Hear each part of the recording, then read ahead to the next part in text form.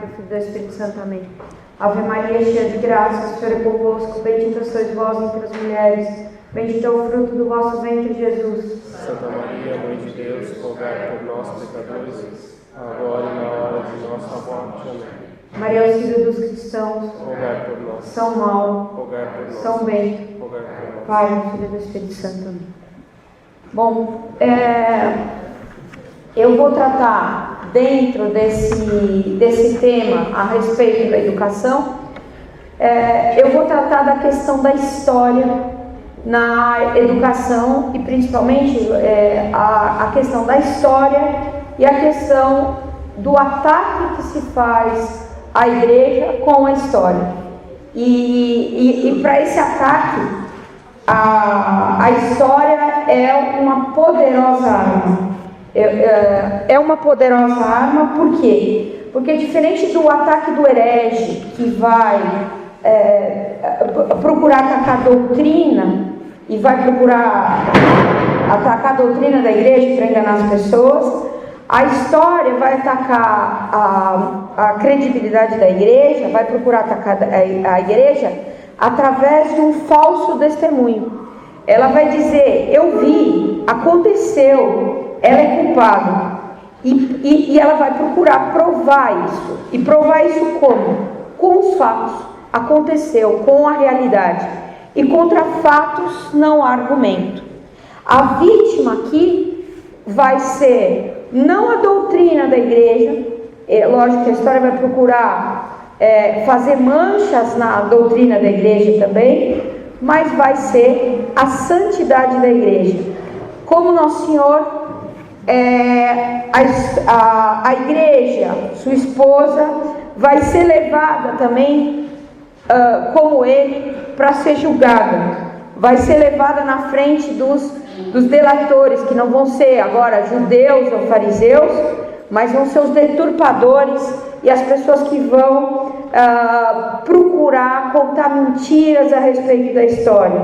Vão apresentar os crimes da igreja e vão usar a autoridade da ciência, a autoridade que eles têm, do conhecimento científico que eles têm das coisas, para procurar condenar a igreja. E mais uma vez vai acontecer o que aconteceu com Nosso Senhor. As pessoas vão ser tentadas a fugir. As pessoas hoje, né, que a igreja é muito atacada pelos historiadores, é muito atacada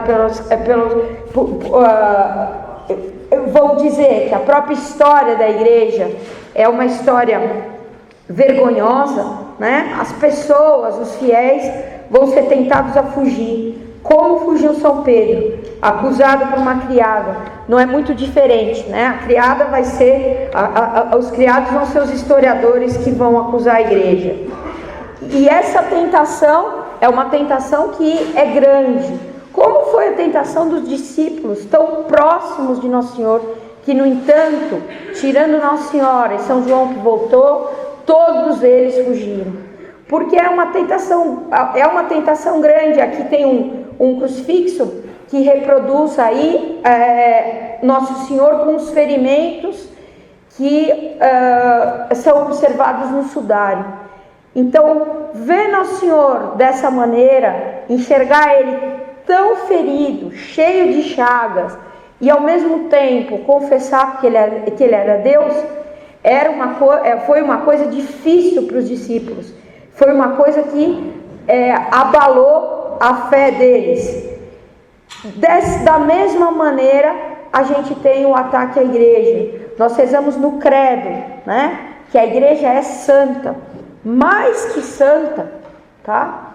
São Paulo fala nos Efésios uma coisa maior ainda, que a igreja é imaculada, quer dizer que na igreja não tem mácula nenhuma.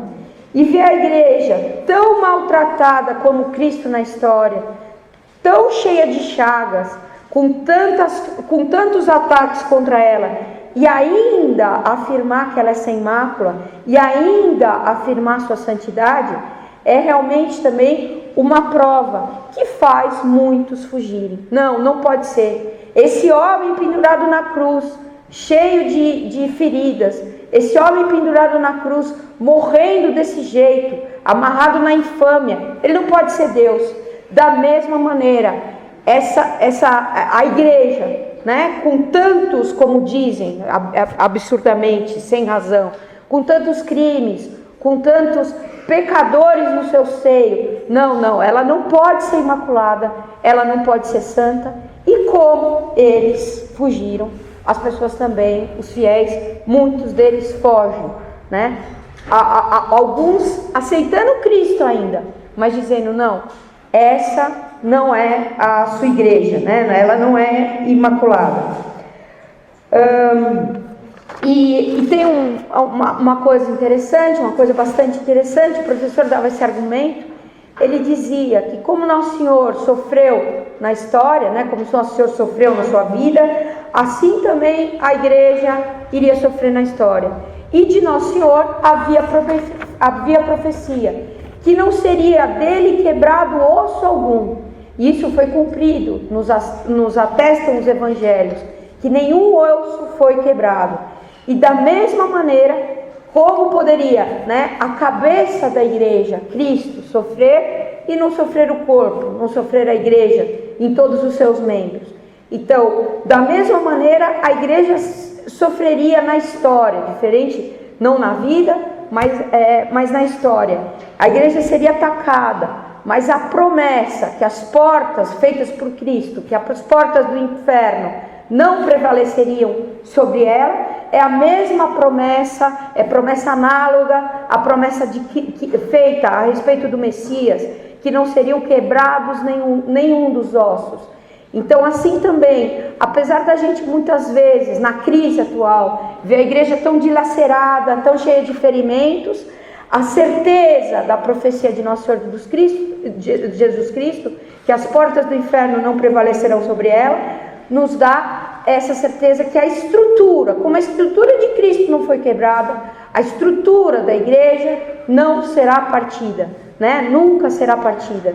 E isso é justamente o ponto que os historiadores vão procurar atacar. Eles vão procurar mostrar, assim como aqueles que queriam dizer que Cristo não era Deus, falavam, olha, veja como morre esse homem. Como um homem que morre na cruz, que morre desse jeito, né, pode ser Deus? Da mesma maneira, os historiadores vão apontar o dedo para a igreja, vão apontar o dedo para as chagas da igreja e vão dizer imaculada, santa. E não só os historiadores, né? Gente de alta autoridade vai ter essa dúvida. É interessante, o cardeal Journet, ele tem um artigo onde ele fala da igreja. O cardeal Journet, ele tem bons argumentos, mas também tem uma posição ecumênica. Nesse próprio artigo ele defende a questão dos protestantes, dos judeus como membros da igreja, ainda que não conheçam. Ele faz toda porque ele tem posições mais tradicionais. Ele morreu em 1975, ele viu o concílio, se chocou com o concílio, mas ele não viu todas as consequências daquilo, né? Mas ele faz um malabarismo lá teológico para incluir o ecumenismo dentro da questão da igreja, apesar de ter bons argumentos. E ele comenta, né, que a rede dos pescadores, é dito em São Mateus, que ela guardava os peixes bons e os peixes maus, e até o fim.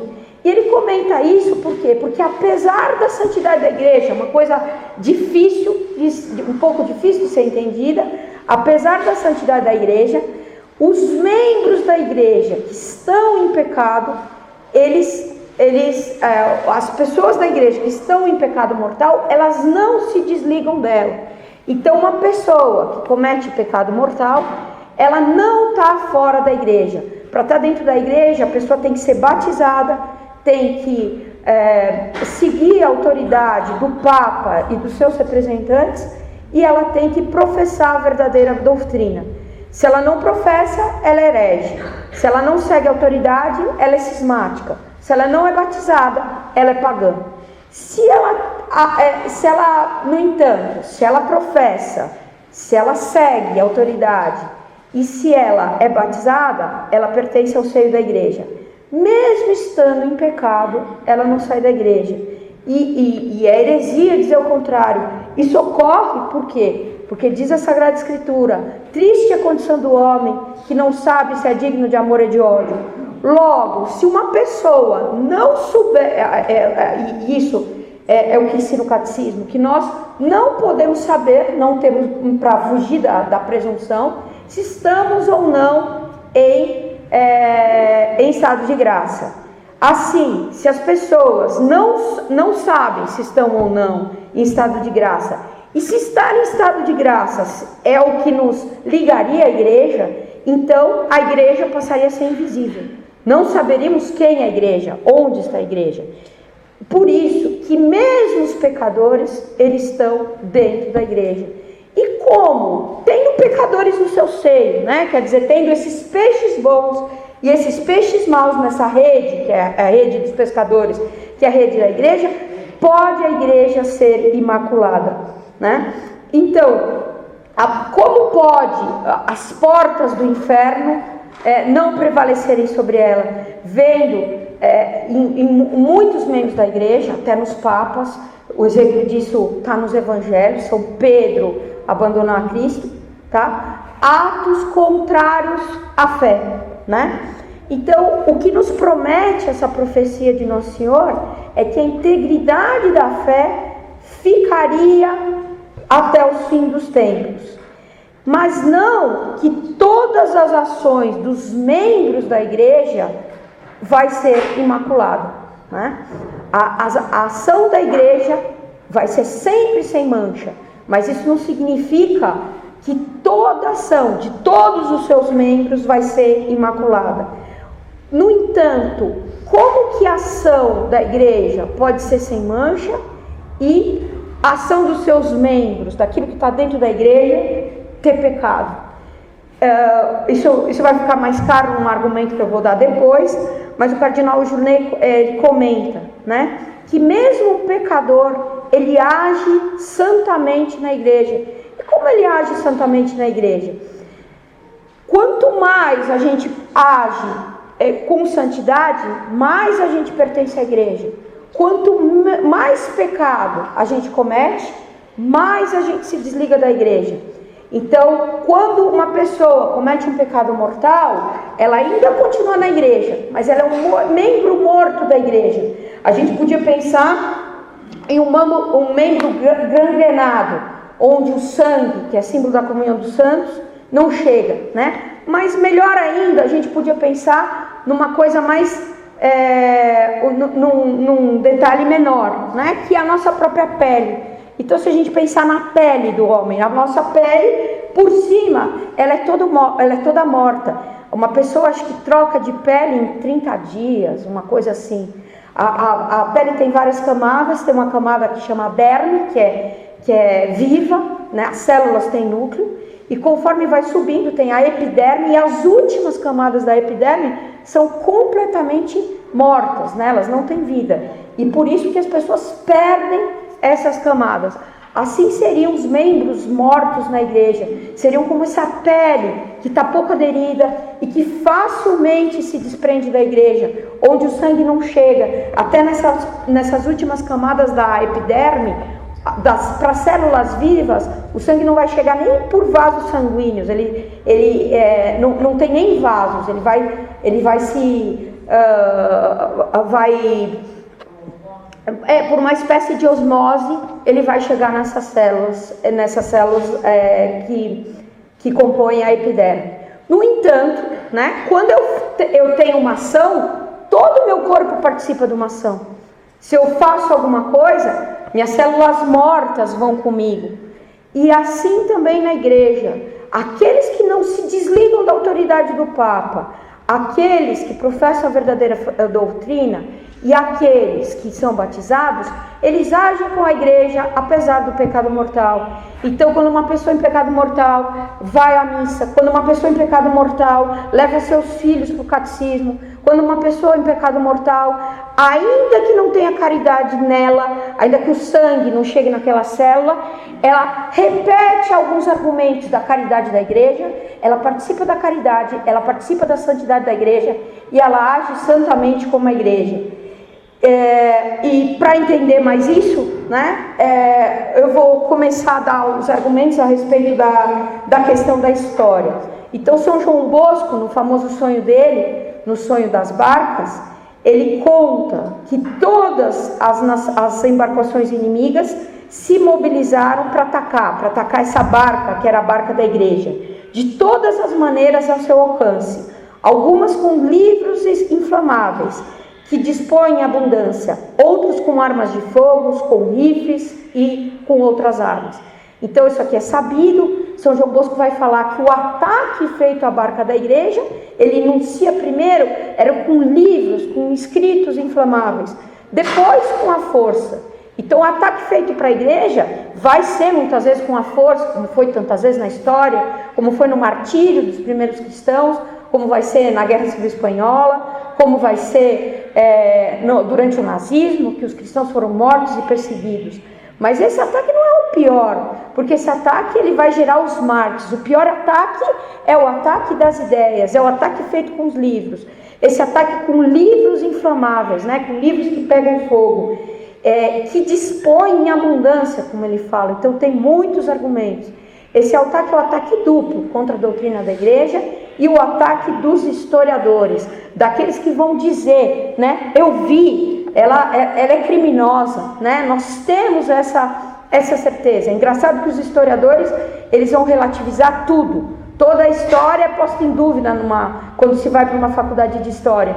Ninguém vai dizer que se não existem verdades, quanto mais verdades históricas, mas a respeito da igreja, não. Né? A respeito da igreja, tudo é verdadeiro. O cardeal Journet vai falar que os historiadores se movem por vocação no campo das ciências positivas e empíricas e não alcançam da igreja além do exterior. Então, justamente o que eles vão ver na igreja são as feridas. Não vão ver a divindade de Cristo dentro da igreja, eles vão ver as feridas e é essas que eles vão nos apontar, essa que eles vão pôr muito próximo dos nossos olhos, para que como os discípulos nós corramos também. Que armas que eles vão usar, né? De que modo eles vão fazer isso? Vão fazer isso do modo mais simples e mais famoso, que é usando a mentira. Mas além da mentira, vão usar suas irmãs próximas, que é a deturpação e a falácia. A mentira é bem conhecida de todos, e eu vou comentar um pouco a respeito da falácia, né? Então, o que é a falácia? Que vai ser tantas vezes usada para tentar denegrir e deturpar a santidade da igreja.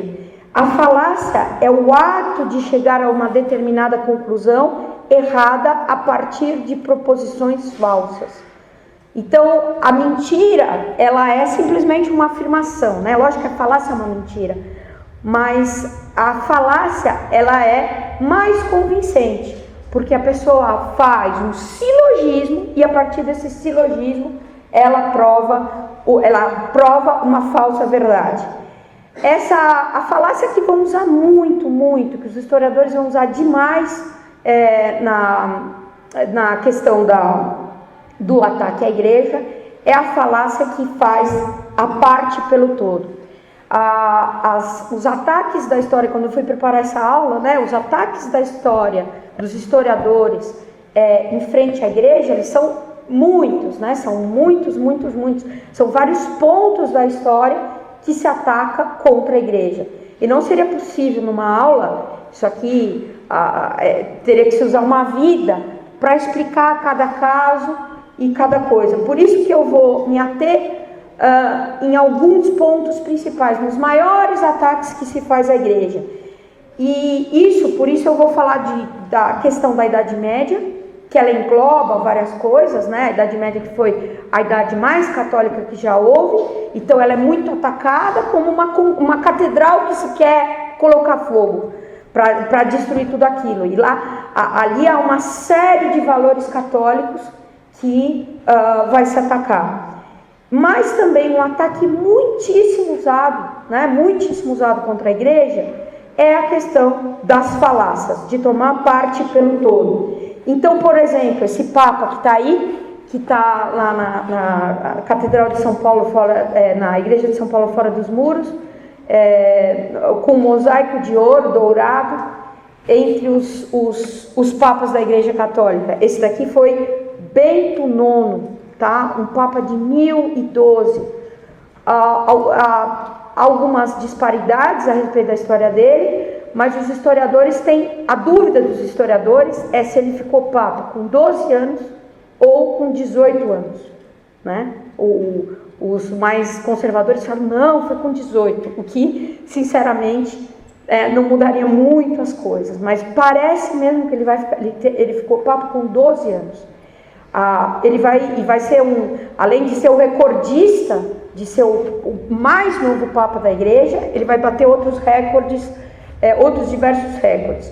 Ele vai ter o recorde de ter subido ao papado 3 vezes e de ter vai ser o primeiro papa a renunciar. Ele vai renunciar e a vida dele é tão péssima, que São Pedro Damião, falando de um papa, né, diz dele, né, que ele se regozijava na imoralidade, que era um demônio do inferno dissimulado de sacerdote. Toda a imoralidade possível esse homem vai cometer. Ele vai ficar papa com 12 anos, depois ele se aborrece do papado e resolve, ele já tinha uma vida de adultério, de amantes, de filhos fora do papado, e aí ele se aborrece de tudo e decide que ele não queria mais ser papa.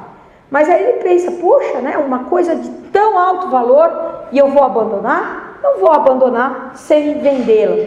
Então ele vende o papado para um parente próximo dele e depois ele se arrepende. Então ele volta para tomar o poder desse papado, declarando o outro papa, antipapa, vai continuar a vida de moralidade dele, vai largar o papado, vai ser deposto do papado mais uma vez e depois ele volta. Os escândalos da vida dele são enormes, né? Eis uma ferida que é apontada para os nossos olhos a respeito da igreja. Mas, né, os historiadores vão usar essa argumentação. Então, em livros de historiadores muito bem conceituados, a gente está falando aqui, lógico, do ensino da história, mas o ensino da história vai vir desses bons, os livros didáticos vão vir desses historiadores mais importantes, que vai ser transferido e caricaturizado, né, vai ser aumentado, os historiadores que escrevem os livros didáticos vão aumentar os problemas sempre para as crianças, mas isso vai vir da história, dessa história chamada história que vem dos universitários, tá? E um meio muito grande que eles têm, até uma historiadora importante chamada Barbara Tuchman, uma historiadora inglesa, vai se usar disso, né? Então ela vira e mexe nos livros dela como uma crítica para a igreja. Ela põe esses casos escandalosos aos olhos de todos para abalar os fundamentos das fés das pessoas. E aí eu vou explicar um pouco a respeito da falácia, tá? Então, se a gente tomasse um argumento não falando da história, não falando da santidade da igreja, mas falando de uma outra coisa que é análoga à igreja, que é a medicina, né? E se eu dissesse, a medicina é um bem para a humanidade, quer dizer, se eu dissesse, eu estou dizendo uma verdade. Eu vou afirmar, então, que a medicina é um grande bem, que faz um grande bem para a humanidade. Mas aí, como na história, eu começo a dar alguns casos. Então, eu dou um caso de uma menina, por exemplo, que foi um caso do ano passado, que entrou no hospital com dor de ouvido, a mãe dela levou ela foi para um médico, né? E eles foram fazer um pequeno procedimento, furaram o tímpano dela, deu uma hemorragia cerebral, caiu na corrente sanguínea, a menina vai ter vários problemas, acabando numa parada cardíaca e morrendo. E a mãe, na notícia do jornal, se arrepende de ter levado a menina ao médico, né? Então isso é um caso, né? Um caso horrendo da medicina, que a gente poderia levar a condenar, puxa, mas seria um absurdo, entendendo, né? A gente, por causa do caso dessa menina, a gente condenar a medicina. Seria uma coisa, por causa de uma parte, a gente condenar o todo. Mas os casos se repetem, não são um só. Aqui tem uma radiografia com um bisturi esquecido, isso não é uma que a gente encontra, são vários e vários casos, pinças, gases e vários objetos esquecidos dentro do doente por um médico. E a gente pega uma notícia que saiu ano passado no jornal, que as falhas em hospitais no Brasil matam mais que o câncer, mais que a violência, mais que o trânsito. Um estudo feito pela Universidade Federal de Minas Gerais mostrou números assustadores e preocupantes. A cada 5 minutos, 3 pacientes morrem por falhas nos hospitais. É a segunda causa de morte no Brasil, isso é de 2017. Só perde para doença de coração. Então, quem morre de coração e morre rápido, né, consegue se livrar da morte na mão dos médicos. Quem tem que ter algum cuidado aqui no Brasil, então tem grande chance de morrer. É um dado alarmante e um dado grande a respeito da questão da medicina no Brasil. E se por causa disso, né, olhando tudo isso daí, eu poderia concluir e chegar à conclusão, não. Então, a medicina é um mal. Se ela é a segunda causa de morte, né, se há tantos problemas, então eu só posso concluir que a medicina é um mal. E é óbvio que todo mundo vê, que fica patente que essa conclusão é absurda. Por quê? Porque o médico que esquece um bisturi dentro de um paciente, o médico que fura um ouvido de um paciente, que causa uma hemorragia, ele não age com a medicina, ele não age a favor da medicina, ele não age como médico, ele age contra a medicina, ele age contra aquilo que lhe ensinaram. Ele é médico, ele tem lá os direitos, os diplomas e todas as licenças necessárias. Mas nesse momento ele age contra a medicina. E não é a medicina que tem que ser condenada. É a medicina que devia ser, ele que deveria aderir mais à medicina. Exatamente na questão da santidade da igreja. Exatamente a mesma coisa. Um papa como esse, um papa com 12 anos, com uma vida imoral, com uma vida vergonhosa, ou tantos padres que a gente não precisa nem citar e conhece por aí, com casos, bispos, etc., que age em pecado, ele age como esse médico que mata uma pessoa, que é irresponsável, porque ele teria que ser responsável por salvar a vida dessa pessoa e é muito pelo contrário, responsável pela morte. Da mesma maneira, os papas, os bispos, os padres, que deveriam ser responsáveis pela salvação eterna da alma das pessoas e são causa de perdição e de escândalo, eles agem contra a igreja. Eles estão na igreja, como o médico pertence ao grupo dos médicos, mas ele não age com a igreja. A ação dele individual, ela não é uma ação da igreja, né? E isso, então, por isso a medicina não tem que ser culpada, não tem que se levar a medicina para um tribunal e culpar a medicina e banir a medicina. Da mesma maneira, a igreja não tem que ser culpada, a igreja é vítima, ela é como Cristo, está recebendo mais uma chicotada, sendo alvejada pelo pecado. E, além disso, né, todos esses pecados desses padres, desses papas, dessas pessoas todas, só mostra a força da igreja. Muito pelo contrário, de modo contrário, em vez de mostrar a fraqueza, a debilidade da igreja, eles mostram a força da igreja, que apesar de tudo resiste, que apesar de tudo permanece, né? A igreja não poderia ser atingida de outra maneira. Como é que iria se atingir? Como é que se atinge uma pessoa? Se atinge nos seus membros, se atinge naquilo que é seu. De mesma forma, a igreja para ela ser atingida, ela tem que ser atingida nos seus membros. Então o cardeal Jornet comenta: os historiadores representam no mesmo quadro, na mesma tela, os escândalos de um Alexandre VI e a dignidade pontificial que se achava revestido, as grandezas dos santos e os crimes dos cristãos que mancharam e ensanguentaram o mundo. Aqui é um pouco exagerado a questão dos crimes, né? Mas o que ele está dizendo é isso, que na tela é representado o Papa e a ação do Papa como ação da Igreja. E a ação de um Papa pecador não é ação da Igreja. A alma da Igreja é o Espírito Santo. A santidade da Igreja é uma coisa tão grande, tão grande, tão grande, que a gente pode comparar essa ação que tem, e mesmo aqueles que não são perfeitos, aqueles que são pecadores na igreja, são comparáveis à gotinha de água que o padre derrama no cálice antes da consagração. Aquela gotinha de água é irrisória perto da santidade da igreja. A santidade da igreja é comparada a Nossa Senhora. Ela é imaculada. A figura de Nossa Senhora é a igreja. A figura da igreja é Nossa Senhora. É uma santidade tão grande, que tudo é pequeno perto dela.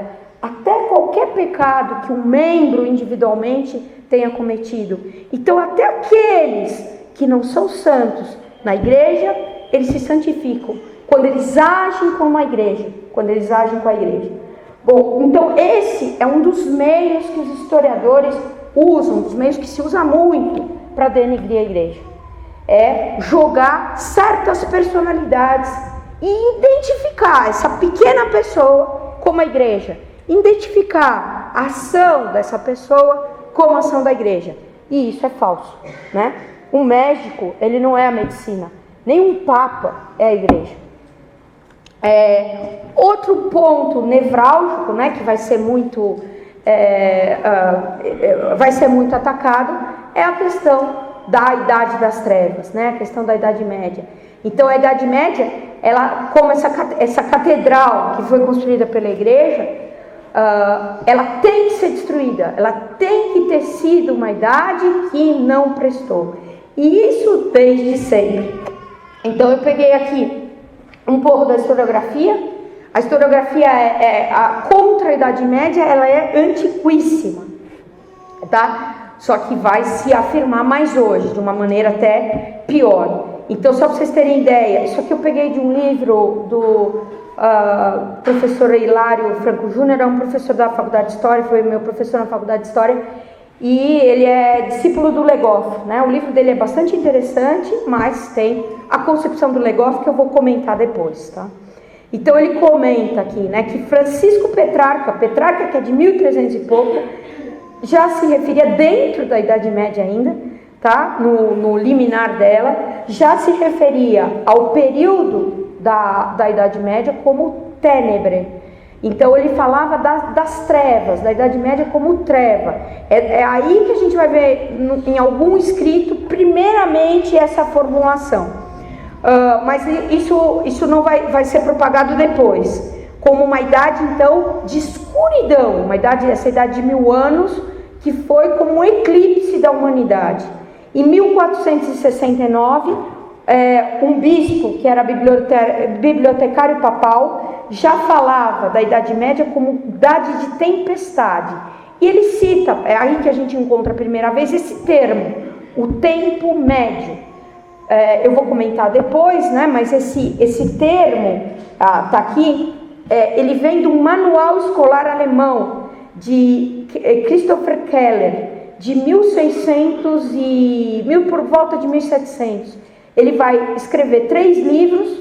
Um livro ele dedica à história antiga, outro livro ele dedica à história moderna, e ele vai dedicar um terceiro livro à Idade Média. E essa referência que ele faz à Idade Média, né, por causa do protestantismo, que ele estava imbuído, é usando esse termo médio, que não é nada, tá? Os nomes das idades, eles vêm desse manual e vão ser mantidos pelos historiadores, mas não tem inteligência nenhuma. Chamar de antiga a Idade Antiga, muito bem, ela vai ser sempre antiga. Chamar de média a Idade Média está errado, agora não é mais média, porque agora tem a Idade Moderna e a contemporânea para cima, então o meio saiu do meio. Chamar de moderna a idade que ele estava era boa para aquele tempo, mas não hoje. A Idade Moderna já é antiga. E a Idade Contemporânea, outro nome tolo. Hoje é contemporânea, amanhã não vai ser mais. Então os nomes das idades são mal feitos. Porém, o nome Idade Média é o pior de todos. É um nome que veio para denegrir, justamente, porque o que se quer dizer, nesse tempo, o que se tem? Nada, né? É um meio, não é nem o começo, nem onde a gente quer chegar. É o meio, é um caminho, uma coisa que está no meio dessas duas coisas, atrapalhando todas as coisas. Rafael também, né? Vejam, Petrarca, que estava na Idade Média, mas também não era bom cristão. Rafael também, que estava imbuído das doutrinas neoplatônicas, misticismo e tudo mais, de Florença, contra a igreja, Gibelino. Ele vai chamar a Idade Média, a arte da Idade Média, que é uma referência à arte da Idade Média, de gótica. Então isso sai pela primeira vez da pena dele, vai ser repetido. Gótica, o que era? A arte gótica, né? Que agora a gente diz, era a arte dos godos, era a arte dos bárbaros. Os gordos eram os bárbaros. Então ele fala, nossa, isso é alguma coisa de bárbaros, propriamente de bárbaros. É interessante que os dois termos, arte gótica e Idade Média, que eram, na época, extremamente pejorativo, hoje são termos bonitos, né? Falar da arte gótica é uma coisa bonita, porque apesar da má palavra, como a coisa em si é uma coisa muito espetacular, a arte mudou o sentido da palavra. Rabelais vai falar que a Idade Média foi uma espessa noite gótica, e por aí não param. Isso aqui é no liminar do Renascimento. No Renascimento, os protestantes vão atacar a Idade Média por ser um período de submissão à igreja. Os absolutistas, por causa do feudalismo, porque os reis eram fracos. Os burgueses, porque não havia comércio. Os humanistas, porque se dependia de Deus estava no centro das coisas e não o homem. No iluminismo, os ataques vão crescer. Diderot vai falar contra a Idade Média e vai dizer que isso era por causa da religião, que sem a religião seríamos uns poucos mais felizes. Outros humanistas, como esse Marquês, ele vai dizer que a humanidade, que era historiador, sempre marchou em direção ao progresso, com exceção do período no qual predominou o cristianismo. E o mais ácido de todos vai ser Voltaire, o escravocrata. Os papas eram símbolos do fanatismo e do atraso daquela fase histórica. Então ele mesmo vai usar essa maneira de falácia, né? E vai usar vários exemplos de pessoas ruins para denegrir a Idade Média. A posição, aí continua o texto, né, que é o texto do Hilário. A posição daquele pensador sobre a Idade Média poderia ser sintetizada pelo tratamento que ele dispensava à igreja, a infame. Ele se referia, terminava as cartas dele, il faut écraser l'infâme. É preciso esmagar a infame, ou às vezes no masculino, o infame, que era Cristo. Então, completamente contrário à igreja. Ele vai dizer, foi a época da mais estúpida barbárie, que essas grandes mudanças foram feitas sobre a terra. Só o acaso, então ele vai falar, puxa, teve coisas que a Idade Média fez, como é que no Voltaire vai explicar? Só o acaso produziu quase todas essas invenções, e parece que até mesmo o que se chama de acaso participou da descoberta da América. Tá? Então ele está se referindo aqui ao descobrimento do Brasil, com uma concepção histórica completamente equivocada da questão do descobrimento acidental de Cabral. Quer dizer, se ela fez alguma coisa de bom, é uma barbárie, essa época é uma barbárie. Se ela fez alguma coisa de bom, foi sem querer. O romantismo vai voltar à Idade Média. Né? O romantismo, então, vai exaltar a Idade Média, ele vai voltar dizendo que foi um período esplêndido, dos grandes momentos da trajetória humana. Puxa, que bom! Como que ele vai voltar? Da mesma maneira que se volta nesse quadro desse pintor inglês, completamente romanceado, completamente idílico. Não, na Idade Média não vai ter problema nenhum. Então, vários monumentos medievais vão ser restaurados, igrejas neogóticas, detalhes inventados, e vai se criar uma Idade Média. Na verdade, vai se criar uma Idade Média. Essa frase de uma pessoa que é do começo do romantismo é interessante e pode resumir o que eles pensavam. A noite da Idade Média, quer dizer, foi a Idade das Trevas, que seja, mas era uma noite resplandecente de estrelas.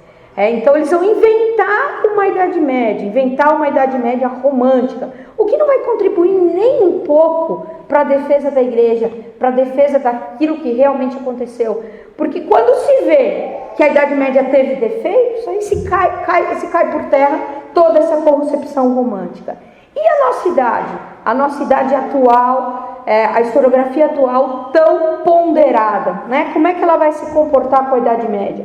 Então aqui tem um historiador da arte importante, Ernest Goldrich, que vai dizer, olha o que ele é um historiador de renome, de muita importância. O período que sobreveio à queda do Império Romano é geralmente conhecido pelo epíteto nada lisonjeiro de Idade das Trevas.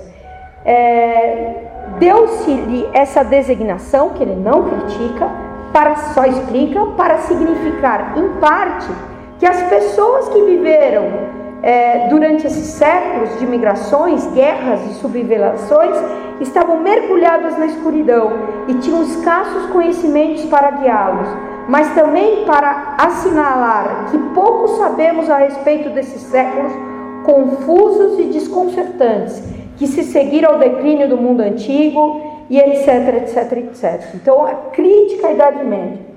E uma das críticas para mostrar, né, o que se ensina para as crianças,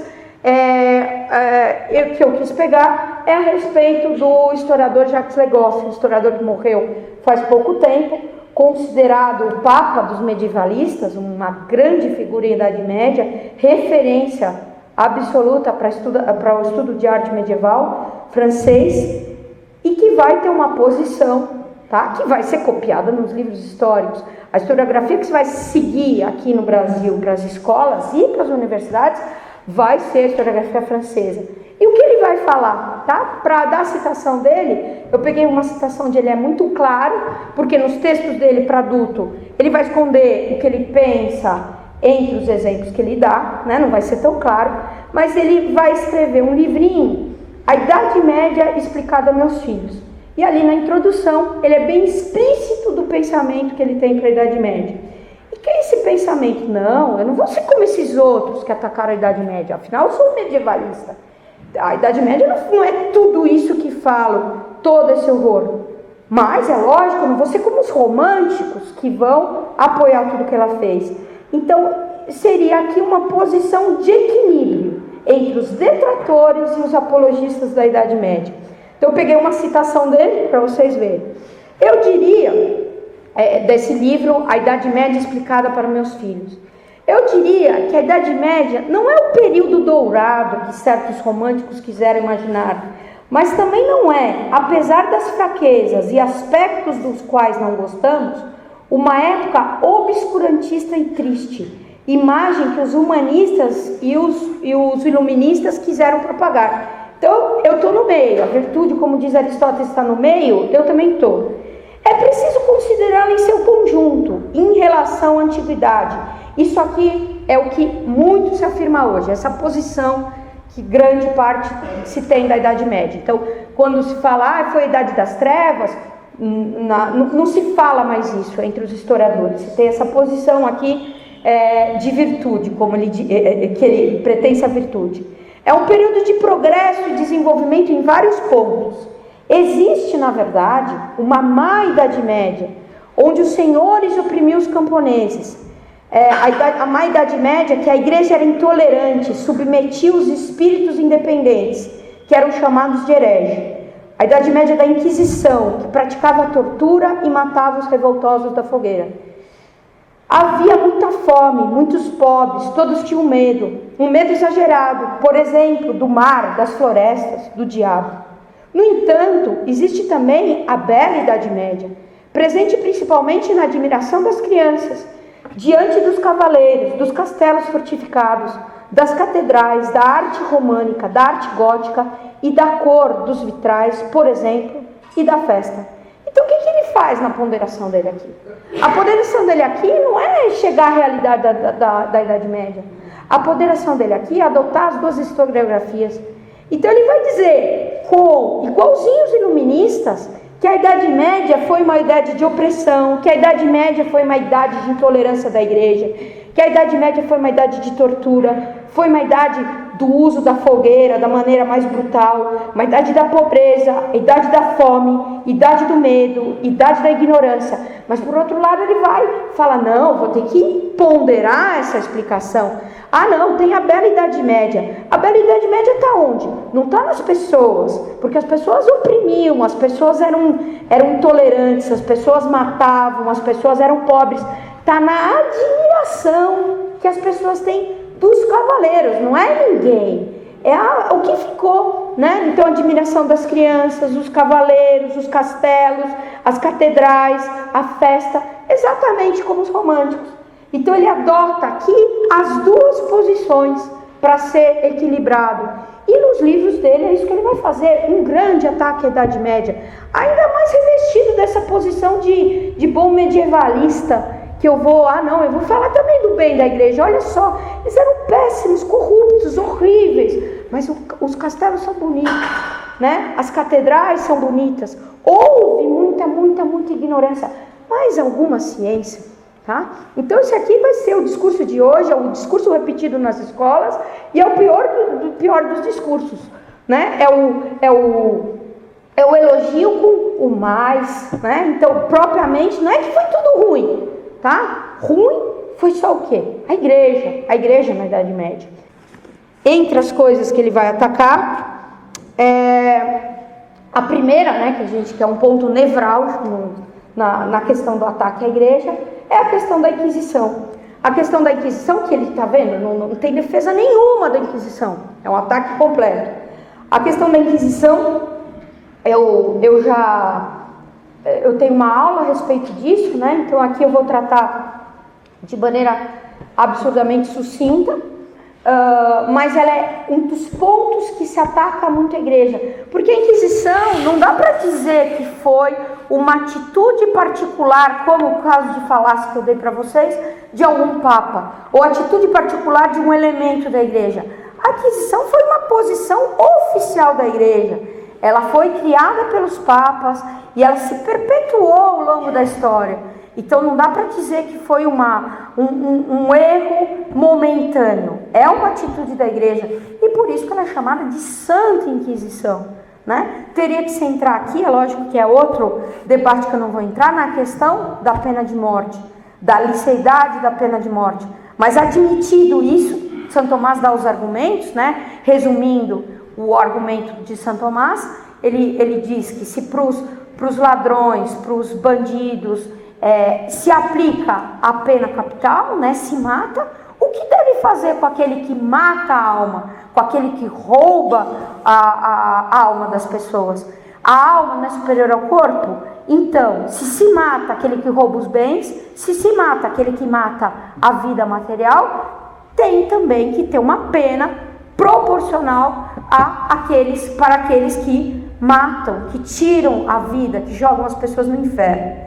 E por isso os hereges são passíveis da pena capital. As causas da Inquisição. As causas da Inquisição, e o que é muito interessante, é isso que isso tudo é uma grande defesa da Inquisição. A Inquisição não veio para ser uma espada a mais, mesmo para os hereges.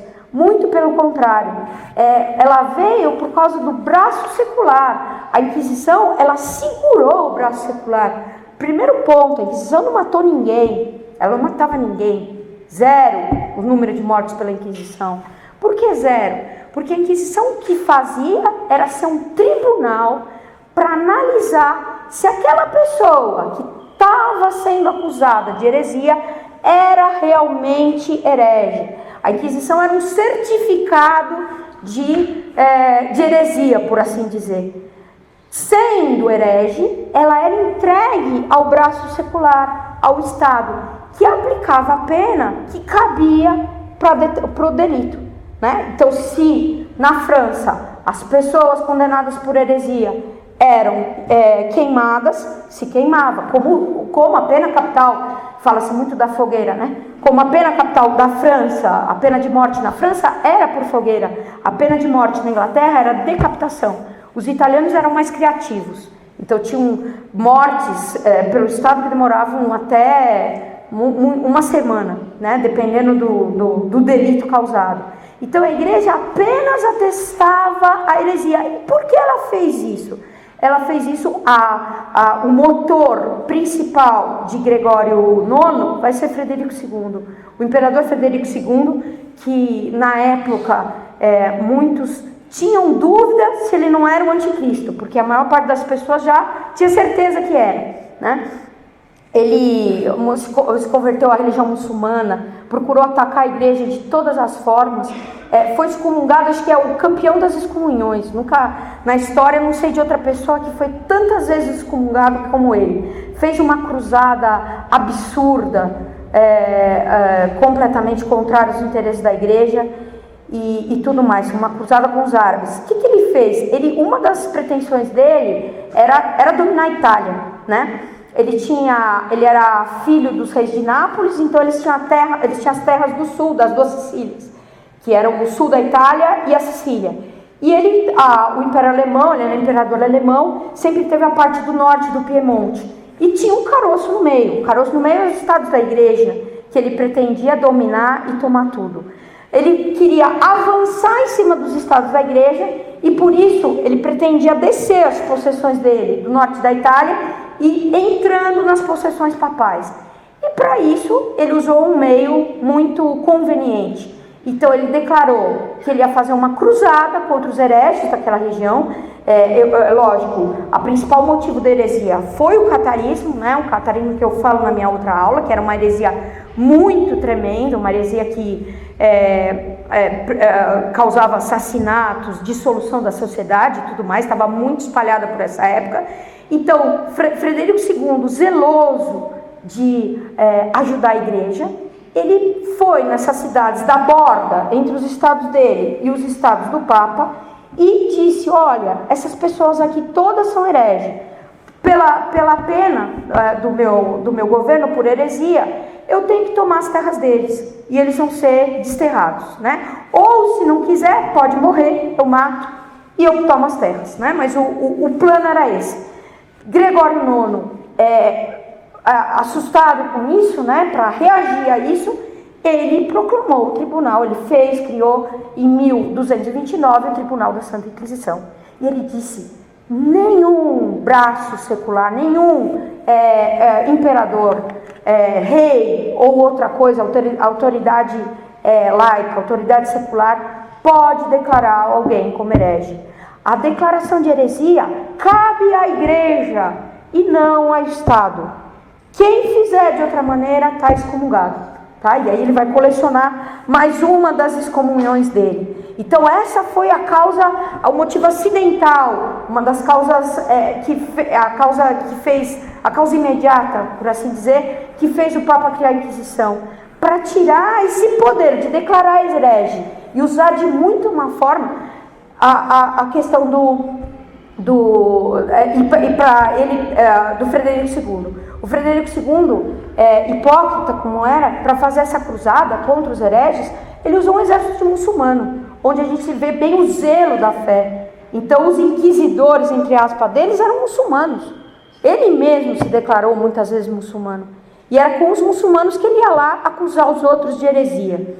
A Inquisição também foi feita, e foi bem que foi feita, para de outra maneira preservar o herege, porque muitas das pessoas que eram presas em diversas cidades, por causa às vezes do horror que se ouvia falar, ou do horror que ela tinha realmente feito, eram atacadas, tá? Então teve casos de hereges que iam comungar e mantinham o Nosso Senhor, mantinham a hóstia dentro da boca para cuspir nos esgotos, seitas inteiras. E Então imagina, um católico da Idade Média, com bastante fervor, quando via uma pessoa fazer isso, matava, né? Saía da missa e muitas vezes as pessoas mais simples batiam, e às vezes era boato, como a gente tem hoje, né? Hoje a gente tem um império disso. Ali era mais restrito, porque não tinha os meios de comunicação que a gente tinha. Então, às vezes, a averiguação era mais demorada e não tinha como averiguar. E as pessoas acabavam mortas. Teve casos de gente presa que os populares, eles abriram um buraco no prédio, arrancaram a pessoa pela parede de trás da cadeia, levaram para a praça e bateram até morrer, tá? Então, as pessoas eram mortas assim. Um caso famosíssimo foi de Pedro Bui, que é a Alemanha. Ele, para irritar, ele era herege, mas para irritar todos, ele era Sexta-feira Santa, havia, lógico, a proibição de carne naquele tempo durante toda a quaresma. Ele pegou um monte de crucifixos, porque ele era iconoclasta, fez uma fogueira de crucifixos, e nessa fogueira de crucifixos ele assou carne e comeu na praça pública da cidade. Pegaram ele e fizeram churrasco dele. Muito errado isso, lógico, né? O crime dele não justifica o outro crime, que é o assassinato, que está proibido nos 10 mandamentos. Tu não matarás, na pessoa singular. No entanto, a igreja precisava tomar atitude. A igreja ia punir ele o Estado ia punir ele após julgamento, etc. Então, por esses dois motivos, também para tirar a sobrecarga dos bispos, é que a Inquisição foi feita. A Inquisição, ela surgiu, então, entre aspas, é lógico, mas para defender o herege, né? Para testar se realmente ele era passível daquela pena e daquela condenação. Os réus, coisa que se mente muito também. A Inquisição matava os judeus, matava as bruxas, matava todo mundo. Os réus passíveis de heresia só podem ser os católicos, só podem ser os batizados, só podem ser aqueles que estavam dentro da igreja. A igreja fez a Inquisição, o Tribunal da Inquisição é para análise de seus membros, da ortodoxia dos seus membros, não para os judeus. Não, lógico, não havia liberdade de religião nessa época, mas havia uma liberdade de culto privado, sempre houve. Por quê? Porque Deus nos deu essa liberdade, que pode ser evidentemente mal usada, mas se uma pessoa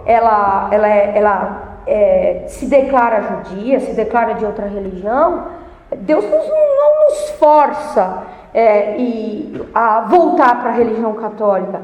A liberdade era de culto público, não podia haver na Idade Média cultos públicos. Cultos privados podia haver. Então isso era respeitado pela igreja, sempre foi. Por isso que a igreja, a Inquisição, ela visava aqueles que se diziam católicos. Os feiticeiros só eram da competência da Inquisição se professassem ideias contrárias às doutrinas, né? Católicos, feiticeiros, ou nesse caso, que as pessoas invadiam na Alemanha, invadiam a missa para comungar e para julgar a hóstia no esgoto. Os pagãos não eram atribuição da Inquisição. Aqui teria, no futuro, que falar a respeito da Inquisição espanhola, aqui eu estou falando da Inquisição medieval, que também é muito exagerada, muito deturpada, né? E a questão dos cristãos novos, que eram judeus convertidos, mas isso aqui ia prolongar demais. E outro ponto importante, a tortura. A tortura, tudo bem. Foi feita a Inquisição, ela era para isso, não condenava, não matou 1 milhão de pessoas, tá? As mortes da Inquisição medieval são algumas centenas, mas ela torturava, né? E a tortura é uma coisa abominável, uma coisa... mas isso não era endossado pelas autoridades, era uma prática comum. Isso está nas bulas papais. As bulas papais dão essa liberdade, tá? Então, como é que se justifica isso? A tortura, lógico, é uma coisa infeliz, é uma coisa horrenda, né?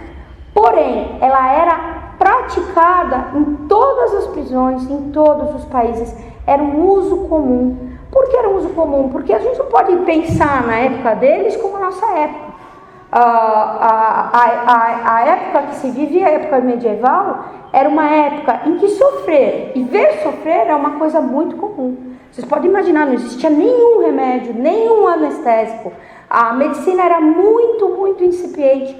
Uma pessoa facilmente perdia metade dos seus filhos. Tinha 10 filhos e apenas 5 sobreviviam.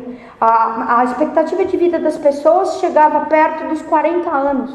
Então, de tantas mortes que tinha, o fogo era comum e não tinha bombeiro.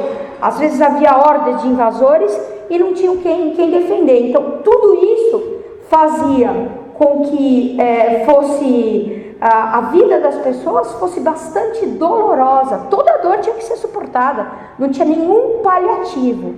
Ora, se trata assim aqueles que eram bons, como é que se tratava os bandidos? O que se fazia com os bandidos? Isso vem das leis romanas, isso vem do costume bárbaro. Então, os bárbaros e os romanos, eles torturavam os assassinos, faziam eles sofrerem. A pena era a pena de morte, a pena de prisão, mas também se dava uma pena no sofrimento, nos castigos. A palmatória era a prática comum das escolas que vão surgir, dos estudantes, dos pais. Então era uma coisa comum, não era uma coisa que tinha a repugnância que isso tem hoje para nós, né? Mas a Inquisição, o que ela vai fazer? Então, São Francisco Xavier tem um caso interessante que ele conta lá na vida dele, que tinha um português em Goa que tinha 7 esposas. Ele tinha 7 mulheres, né? Tinha se juntado lá com nativas e tinha 7 mulheres. E São Francisco Xavier, ele vai encontrar com esse português, e esse português vai gostar muito dele, apesar de viver em pecado. E ficou muito simpático a ele. E São Francisco Xavier, o que ele vai fazer diante desse homem, né? O que ele podia fazer por esse homem, que tinha esse caos na vida dele? Então São Francisco Xavier, a primeira vez que vê ele, fala: olha, quem que chegou por último? Qual é a última esposa que você a última esposa não, né? A última mulher que você se juntou? Essa. Manda ele embora. E ele vai fazer isso sucessivamente. Ele vai mandar uma, vai mandar outra, ele fica com 6, fica com 5, fica com 4, fica com 3. Quando ele estava com 2, ele fala: qual das 2 você vai mandar embora? E aí ele manda mais uma, e ele fala: agora você se casa com ela. Ele casa, recebe os sacramentos e vive bem para o resto da vida, né? A conduta dele, a gente podia falar: nossa, mas ele mandou uma embora, então ele deixou ele com 6, ele acha que é certo deixar ele com 6. Ele mandou uma embora, deixou ele com 5. É certo um homem ter 5 esposas, ter 5 mulheres? Aqui a igreja vai usar a mesma conduta, não vai dar tempo de falar, mas vai usar a mesma conduta com a tortura, vai usar a mesma conduta com a escravidão. A igreja não é revolucionária, não vai nunca na história, a gente não vê isso na igreja, ela não vai fazer as coisas do dia para a noite, ela não vai fazer revoluções e dizer agora é isso e todo mundo tem que se submeter. A igreja vai lidar com a fraqueza dos homens, vai lidar com a fraqueza das sociedades e vai procurar fazer com que as coisas andem. Então é isso que a gente vê com a tortura. Na primeira bula que tem dos papas a respeito da tortura, ele vai falar, porque era um costume institucionalizado, um mau costume sem dúvida, mas ele vai falar como se devia usar. Use dessa maneira. Então vai dizer que tinha que ter supervisão, que de maneira nenhuma podia chegar a tirar membros ou a morte ou qualquer coisa. E nos papas e nas instruções posteriores, essas regras vão sendo aumentadas. Ela vai ser descartada como prova, né? Uma confissão de tortura não valia nada. Então isso vai mudando até terminar. E a mesma coisa que vai acontecer com a escravidão. Cadê a princesa Isabel da Idade Média? Onde que ela estava? Cadê a abolição da escravatura? Cadê o documento que acabou com aquilo que era o sistema que fazia funcionar o Império Romano? E que existia entre os bárbaros também, que era a escravidão. Cadê? A princesa Isabel da Idade Média é a caridade cristã, que foi aos poucos libertando eles da escravidão. Ah, mas ela voltou aqui no Brasil. Voltou porque abandonaram os preceitos da igreja. Voltou com o renascimento de novo, só que agora é mais visível. A gente vai ver diversos padres jesuítas aqui dando instruções de como tratar seus escravos. Essas instruções são tomadas como se fosse uma anuência da igreja frente à escravidão. Não, isso daí vai caminhando até se declarar a escravidão, como muitos papas vão fazer, como coisa absurda que não deve ser praticada, e vai terminar também, tá? Então aqui é no caso da Inquisição. A Inquisição também é interessante nesse caso da tortura, né? Porque a tortura era usada pelo braço secular para confessar os crimes. Então a pessoa aguentava ali até morrer para não confessar um determinado crime. Se ela confessasse que ela matou, que ela roubou, ela ia ser condenada. Na Inquisição era diferente. A confissão recebia o perdão. Então era o único tribunal do mundo que era assim, né? Eu comentei com as crianças uma vez, eu brinquei que a gente às vezes comete algum erro, né? Usando o computador, trabalhando o dia inteiro com o computador, a gente faz alguma coisa de errado, a gente volta à ação anterior, ficou tudo bem, né? Às vezes a gente apaga um arquivo inteiro, mas a gente aperta aquela flechinha milagrosa lá e tudo se apaga. Uma dessas vezes eu estava trabalhando muito nessas coisas de apostila, de tudo mais, e eu bati o carro. Eu fiz uma coisa errada lá e estava indo para a escola e bati o carro. E aí na hora eu pensei assim, voltar. Né? Mas eu falei assim, não é possível, né? Eu não posso voltar, tá? Acabou, né? Justamente isso que é interessante, tanto na vida, por causa da confissão, quanto na Inquisição, se podia voltar. A confissão do réu voltava tudo. Então, se o réu se declarasse culpado e pedisse perdão, acabou. Ele era livre e estava solto, tá? É lógico, os relapsos eram pegos, eu não vou entrar nisso, mas a confissão tornava ele inocente.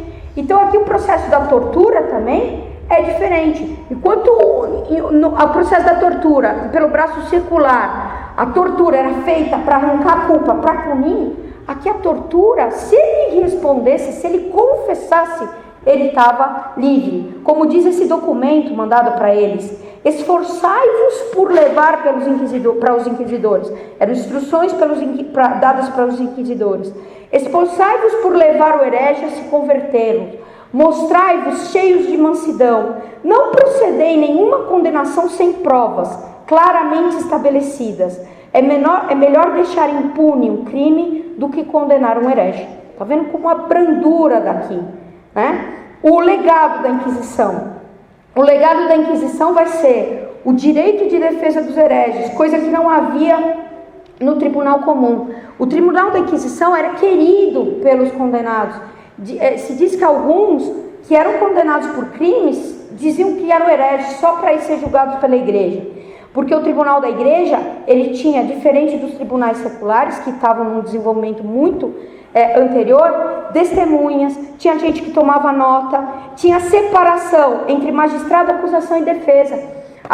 Nos tribunais da justiça secular, o juiz, o acusador e a defesa era a mesma pessoa, era uma pessoa só. Aqui não, aqui tinha alguém que julgava, alguém que acusava e alguém que defendia. O registro dos atos, a presença de testemunhas, o direito de apelação para Roma e a questão que eu falei para vocês da regulamentação e da posterior destituição da tortura. Então, isso tudo vai ser um legado que a Inquisição vai fazer. Então, é santa, né? Não é pecadora. A Inquisição foi uma coisa santa, foi um progresso no direito, foi uma coisa que defendeu os fiéis, tanto dos hereges, como defendeu aqueles que eram falsamente acusados por heresia, tá? Outro ponto que eu vou tentar aqui passar mais rapidamente é a questão da Idade das Trevas, né? Da questão da falta de progresso na igreja. Então, tratei aqui de uma questão negativa, agora falando a respeito um pouco do progresso que se havia na Idade Média. Isso tudo vem por causa das invasões bárbaras. Então, aqui é um mapa das invasões que vão ser feitas por terra. que vão ter a força de destruir o Império Romano. Essas invasões, que são uma coisa extremamente péssima, parece o fim do mundo, elas vão ser muito bem usadas pela providência de Deus, porque se a providência de Deus queria construir uma idade, queria fazer um tempo de domínio da igreja, havia necessidade de um meio que fosse um meio para destituir o Império Romano. Quando alguém quer plantar um campo, o que ele tem que fazer para plantar um campo? A primeira coisa é limpar o terreno. Não dá para plantar um campo em cima do mato. E é isso que a providência de Deus vai permitir, sem endossar, lógico, é uma barbaridade, que eles sem ser agente disso, a ocorrência das invasões bárbaras. As primeiras invasões bárbaras, que vão ser do ano 400, por terra, e posteriormente as invasões normandas, que vão ser por mar, pelas veias da Europa, que vão tomar todos os centros, todas as cidades, elas vão destituir tudo aquilo que era a cultura antiga, elas vão atacar essa cultura antiga. Isso pode ser visto num simples exemplo. Eu vou pegar essa imagem, que é uma imagem de 370 a.C., mostra uma escultura grega, e essa imagem, que é uma Pietà de 1300. Né? O que se vê aí? As invasões bárbaras. E o que tem entre as duas imagens? Como é que uma chegou na outra? Por causa das invasões bárbaras. As invasões bárbaras, elas atacaram o Império Romano, mas elas atacaram a cultura que havia. Quase aconteceu o que aconteceu na Grécia. Na Grécia, o ataque dos dóricos e dos jônicos levou a civilização que era histórica, ou seja, tinha escrita, virar pré-histórica. Os gregos voltaram para a pré-história no período homérico, né, por causa das invasões dos dóricos. Aqui quase aconteceu isso, tá? A gente vê, por exemplo, também nessa imagem, essa aqui é uma escultura do final do Império, um pouquinho antes das invasões, do imperador Caracalla, e aqui você tem uma escultura medieval. Lógico que pode comparar várias esculturas, mas uma escultura equestre de Marco Aurélio, tá? do século II, e aqui uma escultura medieval equestre. Né? O que tem entre as duas? Como é que a técnica regrediu tanto? Entre as duas há a invasão bárbara. Né? Essa invasão bárbara, então, foi um golpe, porém, usado pela providência de Deus, porque limpando a cultura romana era uma coisa muito forte, só pela força ela poderia cair. Ela caiu dessa maneira, mas não se perdeu, como eles falam, toda a cultura antiga. Porque os bárbaros, principalmente os bárbaros que foram por terra, que vão causar a primeira destruição, a destruição do Império Romano, é por causa dos germanos e dos mongóis, eles vão destruir a cultura. Porém, eles não atacavam os mosteiros.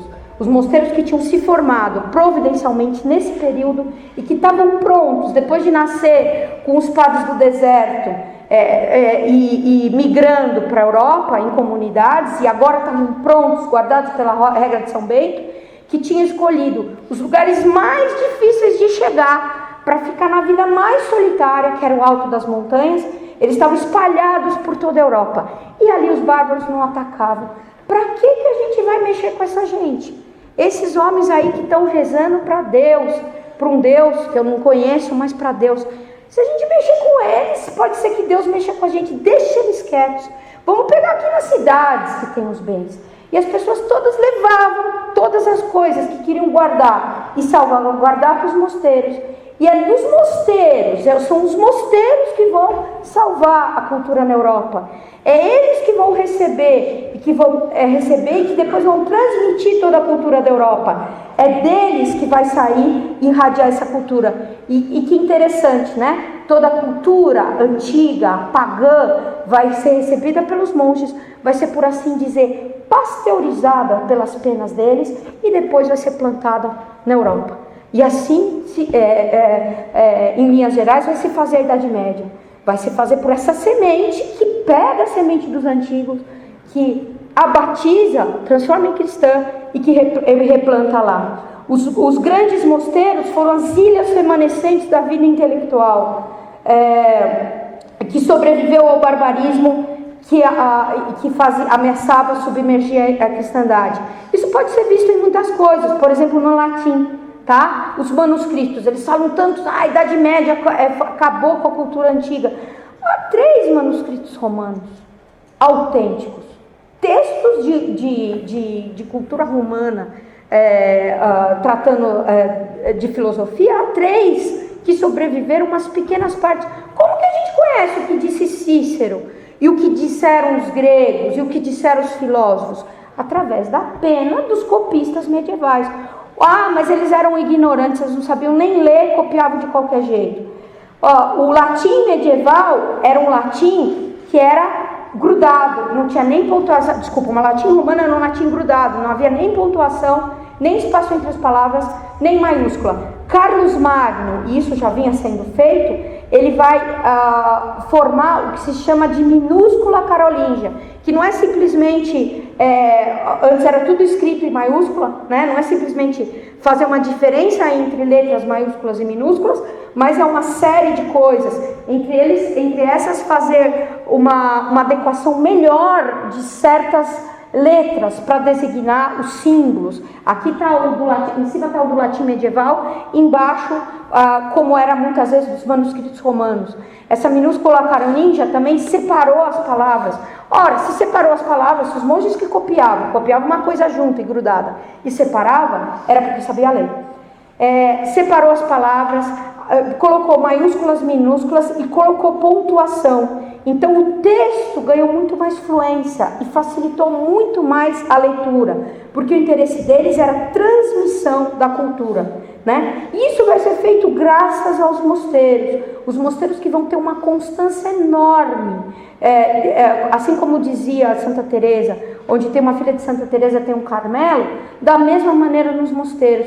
Os mosteiros, com a regra de São Bento e tudo que eles seguiam tão sistematicamente, eles tinham uma capacidade enorme de regeneração e enorme de criação. Por exemplo, a abadia de Montes Cassino, ela vai ser saqueada pelos lombardos em 589, destruída pelos sarracenos em 884, arrasada por um terremoto em 349, saqueada pelos franceses em 779 e por fim destruída em 1944, e aí está ela na foto. Tá? Sempre reconstruída, e é isso que eles vão fazer. Isso eles vão fazer nas abadias, e isso eles vão fazer na Europa.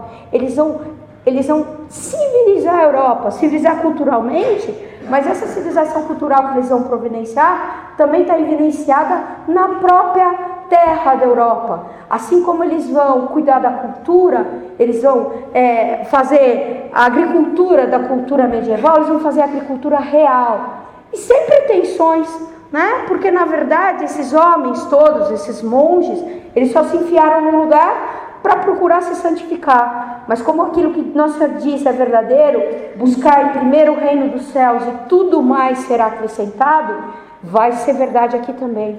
Então eles vão transformar a Europa, sem essa pretensão. Os monges, isso aqui é um protestante falando, um pastor protestante americano. Os monges, em qualquer lugar que estiveram, converteram a terra bravia em campos cultivados, dedicaram-se à criação de gado, agricultura, trabalharam com suas próprias mãos, drenaram os pântanos, desmataram as florestas. Por ele, a Alemanha se tornou um país fértil. Eles vão fazer isso com a Europa inteira. Isso é muito bem falado nesse livro aqui, que eu tenho que citar, porque eu usei bastante, de Thomas Woods, como a Igreja Católica constituiu a civilização ocidental, que é bastante interessante. Os pântanos foram limpos, é principalmente interessante por causa das citações. Os pântanos foram limpos ou secos, o solo irrigado e drenado, de acordo com a necessidade, enquanto pontes, diques, estradas, portos, faróis construídos, por onde quer que se estendesse suas possessões ou influências. As charuas, né, eles vão começar a usar um monte de técnicas agrícolas diferentes. Então eles vão passar a usar cavalos em vez de bois, que eram muito mais rápidos e tinham uma força bastante aproveitável. Isso por simples inovações. Então eles vão inventar uma coisa que ficava no peito do cavalo, que não pegava uma veia dele, porque no boi podia usar, mas no cavalo não dava certo. porque o aparelho que eles usavam no boi prendia a veia de irrigação do cavalo e o cavalo não aguentava. Então vão modificar isso. Eles vão inventar, por exemplo, o estribo, que vai ser importantíssimo na arte militar. Sem o estribo, a força do cavaleiro está nos pés, e é no estribo que ele se apoia. Antes da Idade Média, isso aqui é no final da Idade Média, já não existia estribo, então não podia ter muito peso em cima do cavalo. Isso vai mudar completamente as batalhas. Eles vão usar na agricultura o sistema trienal em vez de dividir em dois, então dava uma força enorme. Usavam certas plantações para adubar o solo, então não iam abandonar na terra. A terra na Europa era pouca, era aquela que eles tinham, que fazer render. Então sabiam, já tinham essa inteligência, coisa que aqui no Brasil a gente não vai ter até hoje, em muitos lugares, e plantar certas coisas que repusessem os nutrientes da terra. Os queijos, os vinhos, as champanhes, pega os queijos da França, é tudo invenção medieval. Não é que o queijo foi inventado na Idade Média, mas os tipos sim, as champanhes, os vinhos, vem tudo da Idade Média. Aqui energia hidráulica, que é interessante para ver a técnica deles. Isso aqui é uma máquina de lavar, tá? Que eles usavam. Um monge medieval descreve como eles usavam um curso d'água, os cistercienses, de maneira extremamente inteligente. Então, entrando por baixo do muro, que servia como porteiro, o riacho chegava e moía o trigo, depois ele peneirava a farinha, enchia os tanques e se entregava às chamas para preparar o vinho, o licor ou a cerveja dos monges. Depois ainda ele saía de lá, ativava o moinho, cuidava da roupa, fazia cair grandes martelos de madeira, entrava depois no curtume, preparando o calçado dos monges. Quantos cavalos não cairiam esgotados? Quantos homens não ficariam com os braços extenuados, se esse gracioso rio, ao qual devemos roupas e comidas, não trabalhasse por nós? E outras tantas tarefas ainda fazia. E, finalmente, carregava para fora os resíduos, deixando tudo limpo e imaculado. Tá? Então, eles tinham máquinas hidráulicas que chegavam até, por isso que eu pus aquela, lava-roupa. E a questão da ciência, né? A professora Marina vai tratar disso amanhã, mas vão ter diversos tipos de máquinas de desenvolvimento. Os relógios vão ser desenvolvidos na Idade Média, a metalurgia, a vidraçaria, os mosteiros vão ser disso um grande centro de inovação, porque os grupos de monges descobriam uma coisa num lugar e o outro em outra, e eles se encontravam nas conferências deles e passavam as inovações e faziam aprimoramentos. Então os cistercienses nisso vão ter uma importância enorme. A arte que eu mostrei lá, que sofreu, né? Ela sofreu, mas ela se levantou de maneira diferente e esplêndida. Então aqui vocês têm o Panteão em Roma, e vocês podem notar que, apesar de ser um prédio extremamente bonito, bem feito, a ápice dele lá não tem uma janela. Por quê? Porque os romanos, tirando as colunas, o arco romano, não tinham estrutura. É isso que a gente vê na arte românica. É uma arte que não tem estrutura. O que significa não ter estrutura? Eles não tinham vigas, eles tinham que construir com a grossura da parede, sendo sustentáculos para os andares posteriores. Então aqui tem uma pequena janela e nas torres ainda pode ter mais, mas a parede tem que sustentar o edifício. O gótico realmente vai trazer uma inovação de tecnologia tremenda, né? Eu sempre brinco com os meus alunos e pergunto: quantas janelas tem a Torre de Pisa? Um monte. Nenhuma. Ela é românica, bem poucas, aliás, nenhuma, né? Bem poucas, ela tem bem poucas janelas, por esse mesmo problema. O arco romano por si só, que ela está baseada, não é uma construção romana, mas é uma construção românica, ele não aguentava peso. Então tem que fazer uma estrutura maciça. Não pode nem abrir uma janelinha muito pequenininha, só se for muito pequenininha. Isso faz os prédios serem escuros. É o gótico que vai fazer a existência das estruturas. É com o gótico que vem isso que a gente usa hoje em engenharia. As colunas apoiadas em vigas e a abertura enorme nas paredes, mesmo tendo andares superiores. O gótico usando o arco gótico, que tem a mesma função do arco românico, as colunas e as janelas, vai conseguir fazer toda essa estrutura, né? E não precisa falar muito da beleza das catedrais, as catedrais que vão ser de uma grandeza enorme, tá? Para eles, um prédio de 100, uma catedral de menos de 100 metros não valia, tá? E a própria escultura que vai se levantar, como a gente vê, só que agora com uma beleza maior que a dos gregos, porque tinha a beleza formal, onde vai se resplandecer a alma católica, a alma da Idade Média. Aqui tem um mapa, alguns mapas para vocês, um mapa das catedrais da França, nesses pontos, as grandes catedrais. Dá para representar as igrejas da Europa, as belas igrejas da Europa? Muito dificilmente. Aqui tem um mapa do entorno de Paris. Olha o número de igrejas medievais. E se a gente pegar ainda as abadias, tá? Isso aqui são as casas dos beneditinos, que é um mapa que não existe. Não dá para fazer o mapa das abadias beneditinas na Europa. Por quê? Porque se for fazer esse mapa, você tem que pintar a Europa inteira. Né? Você tem que pintar, não compensa. Nessa escala não dá para fazer. Esse aqui é o mapa das abadias cistercienses. Esse aqui é o mapa dos franciscanos. Tá? Esse aqui é o mapa dos castelos, só da França, né? Junta todos esses mapas e me diz o que é a Europa. Então, a Idade das Trevas, e o que as pessoas vão ver na Europa? Vão ver as abadias, vão ver os castelos, vão ver as catedrais, vão ver a Idade das Trevas que a igreja construiu, vão ver esse horror da Idade das Trevas que a igreja construiu, e ainda não pus as cidades medievais, tá? Então, Idade das Trevas, né? Um período que deve ser esquecido. Então se esqueceu a Europa. Além de tudo isso, para terminar, acho que consegui chegar no fim, a gente tem aquilo que vai coroar as duas colunas da Idade Média, que vão ser as universidades. Então a universidade, a universidade, ela vai ser o coroamento. Não pus a citação aqui do livro de um historiador medieval, mas ela vai ser o coroamento da Idade Média, né? Que vai estar alicerçada nas escolas catedralíticas, na catedral, naquilo que era a igreja da cidade e nos mosteiros. O cume desse arco são as universidades.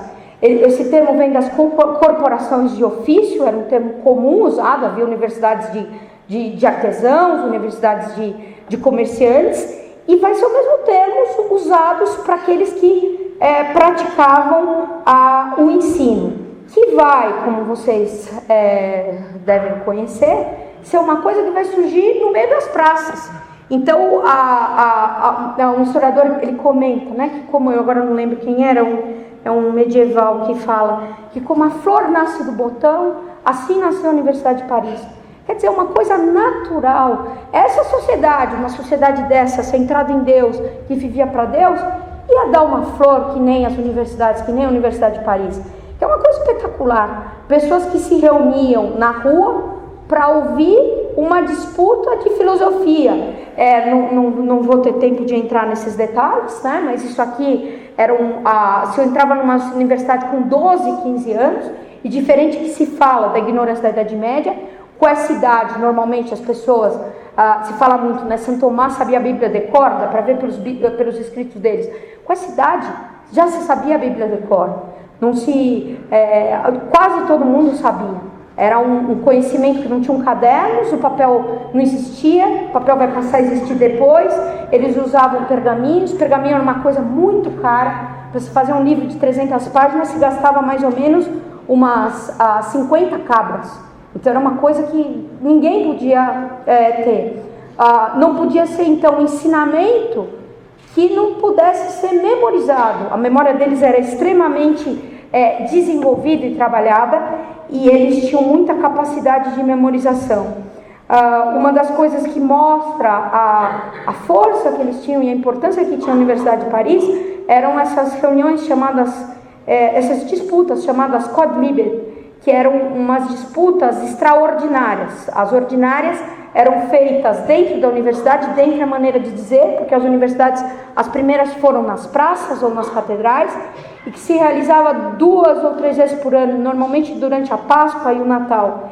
E que quer dizer, Code Libre quer dizer o que quiser. Então que as pessoas se reuniam lá e um professor importante respondia o que quiser, né? Pergunta o que quiser. Essas disputas eram feitas em latim, usando os silogismos.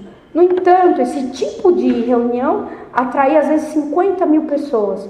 Não tinha microfone, não tinha aparelho nenhum, eles sentavam ali e o único aparelho que tinha era uma biruta para indicar a direção do vento e para dizer onde eles deviam ficar para ouvir melhor. E mesmo assim, em latim, com silogismos, se ria, se vaiava, se aplaudia, as pessoas entendiam e corriam para ouvir tal ou tal mestre tantas vezes. Essa é a idade das trevas, como hoje as pessoas correm para ver um jogo de futebol muito elevado, ou um filme, ou um cinema, ou todas essas coisas assim. Se corriam por disputas filosóficas. Os estudantes ficavam ali sentados no feno. E essas universidades, elas se espalharam por toda a Europa. Outro mapa, né, que mostra aí aquilo que foi de mais alto, aquilo que foi o mais alto na Idade Média, que era a questão da cultura das universidades. A matéria mais alta, estou terminando, estudada aí, era a teologia, tá? Então, diferente do que os historiadores atacam, né, dos ataques dos historiadores, a Idade Média não foi algum lugar de passagem, uma idade sem importância, foi a idade que construiu a Europa. E não só a Europa, se fala muito dos gregos e da herança cultural grega. E a herança medieval? Né? A cultura medieval está no nosso direito, está na nossa agricultura, está na nossa arte, está na nossa maneira de construir, está na nossa tecnologia. Então, se nós tirássemos a Idade Média da nossa vida, como eles pretendem, ou como pretendem os renascentistas e os iluministas pular tudo isso, o que nós seríamos de nós mesmos, né? Nós não seríamos o que somos, não seríamos mais nós mesmos, porque ela fez nossa parte constitutiva. Para terminar, se fala muito do Renascimento, em oposição à Idade Média. O professor Orlando tinha um argumento muito interessante, e que ele comenta, porque, puxa, a Idade Média, tudo isso, mas compara uma Pietà, mesmo com essa outra escultura que eu mostrei, e tanto desenvolvimento das artes, tanto desenvolvimento das ciências, coisa que a gente vai ter na Idade Média, mas não nesse grau. Então o exemplo é muito interessante. Toda árvore, ela tem gemas apicais e gemas laterais. Essas gemas são o que fazem a árvore crescer. E nos galhos também, tem a gema apical do galho e a gema lateral. Quando se poda, alguém poda um galho, ou a árvore, ele corta a gema apical. Acontece que a gema apical, ela inibe as gemas laterais. Quando a gema apical cresce, as gemas laterais não crescem. Quando a gema apical é cortada, as gemas laterais se desenvolvem. Então, por isso que se poda as árvores. Se corta nos lados para crescer a gema apical. Quanto mais você corta os lados, mais a árvore vai crescer. Quando o jardineiro acha que a árvore está de um bom tamanho, então ele corta a gema apical para as gemas laterais crescerem, né? É assim que se faz a poda. E é isso que a gente vê no Renascimento. No Renascimento a gente vê uma árvore frondosa, espetacular, muito bonita. Nossa, quanta arte, quanta ciência. Por que a gente vê isso? Porque foi cortada a gema apical. O que era a gema apical na Idade Média? Era teologia, era escolástica. Justamente porque a maior capacidade dos homens daquela época, veja São Tomás, veja Santa Boaventura, Santo Alberto e tantos outros, era usada para o conhecimento teológico. E disso nos deixou uma obra inigualável, que a gente não vai ter outra na história. A Suma Teológica e todos os escritos de São Tomás, eles são o ápice, são o coroamento, né, de todas essas coisas, uma coisa de um valor enorme. Quando cortaram isso, com a tesoura do nominalismo, com a tesoura das teorias místicas, né? Quando cortaram isso, aquela escolástica que andava tão bem, ela vai começar a derrapar. E a capacidade daqueles homens, ela vai migrar para outras direções. E por isso que a gente vai ter um desenvolvimento tão grande nos outros sentidos, né? Quando a gente corta aquilo que tem mais valor, o valor dos homens vai migrar para outros lugares. É o que a gente vê hoje, tá? Hoje cortaram mais ainda. O que a gente tem? Nunca a gente teve um esporte como se tem na nossa época. Nunca a gente teve um desenvolvimento, sei lá, dos gráficos e de tudo quanto se teve nessa época. Justamente por isso, porque vão cortando aquilo que importa. Bom, era isso, eu passei do meu tempo e terminou. Vamos rezar? Pai, do Filho e do Espírito Santo, amém. Ave Maria, cheia de graça, o Senhor é convosco, bendita sois vós entre as mulheres, bendito é o fruto do vosso ventre, Jesus. Santa Maria de Deus, rogai por nós, pecadores, agora e na hora de nossa morte. Amém. Maria, auxílio dos cristãos, Rogai por nós, São Mauro, rogai por nós, São Bento, rogai por nós.